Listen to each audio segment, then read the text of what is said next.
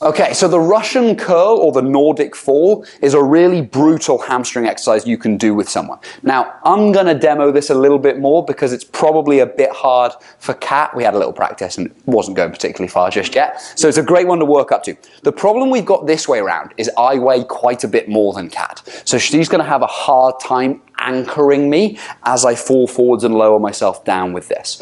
But what she's going to try and do is hold on to just above my ankles. And she's going to need to push down into my legs in this position, okay? I've got a couple of pillows just under my knees just to make it a little softer on the knees as I go through this movement. She's also going to find that I get heavier, essentially, as I go down, right? And so she's going to need to produce more and more force to keep me fixed in position. So to do that, she's almost going to sprawl into like a long push-up position will help her do that.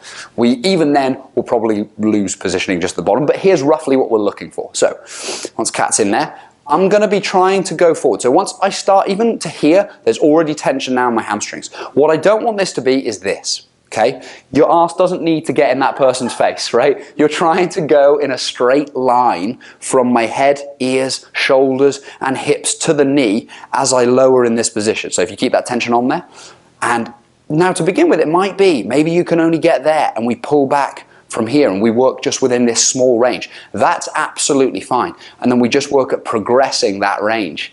And it might be because the person behind me is having a hard time holding on, right? If I go further, see how her hands start coming up? And then we're going to have a hard time pushing through that. But what we're trying to do is work towards the floor. Just pin me again.